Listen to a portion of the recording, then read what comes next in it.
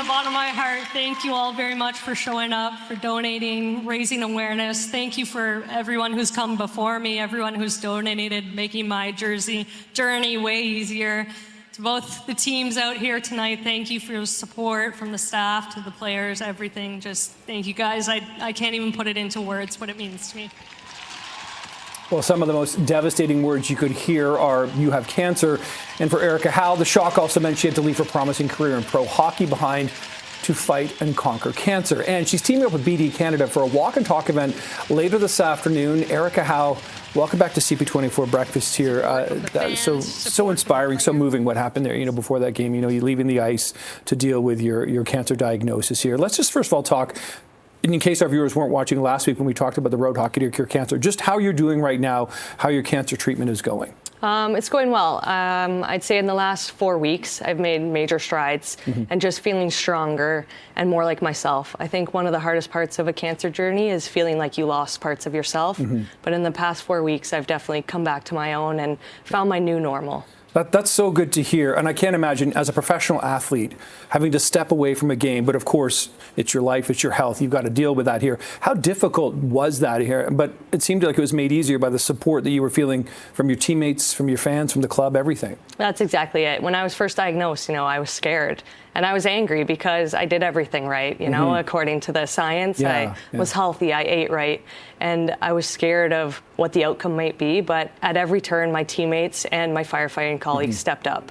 They stood beside me and they said, "You're not in this alone." I think that's super important as a cancer patient to hear, you're not alone. You're not in this fight alone. We will do more to kind of save your life and find better treatments for you. That must have been just a huge amount of support. I mean, you think, teammates through thick and thin, everything, but for them to have your back like that, that's just, I don't think it's remarkable because I don't think it's surprising, but I think it must be just so personally strengthening.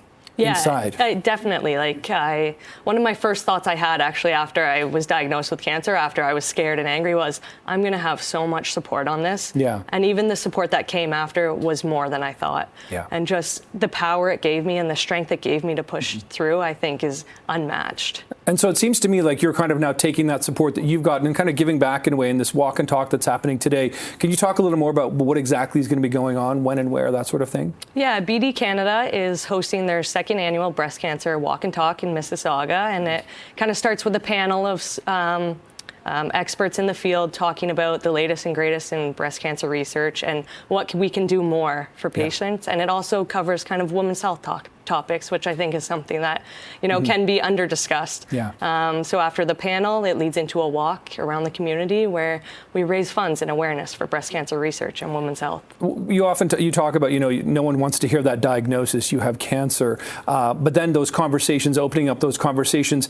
how easy did you find it was for other people to talk to you about it, and how much did you want to help them open up those conversations? Yeah, I think that was a big part of it. For me too, being able to have those conversations with the next person coming through, that's healing for me as well. Yeah. But then also being able to pay it forward, because through my treatment, I saw firsthand how important awareness and funds were to make sure that treatment options are good and moving forward for cancer patients. And now I want to take the opportunity to pay that forward in whatever way that looks like, whether it's talking one-on-one with other people going through it or using my voice to advocate for more. Yeah, that's wonderful, Erica. Do you have any advice to somebody about how to strike up that conversation if you hear, a friend or a loved one has had a cancer diagnosis, how you can kind of pick that up in a sensitive and appropriate way? Yeah, I think just asking the questions. For me, it was just knowing that someone was there standing next to me. So any question, any check-in, and I think people are really good at drawing their boundaries and knowing what they can or don't want to talk about. So just listening. Erica, good to talk to you again. I know you just had the road hockey to conquer cancer over the weekend, and you're recovering from that. But listen, thank you so much for your advocacy and everything you're doing. This is great. Good luck this afternoon. Good to talk to you again. Thanks very much.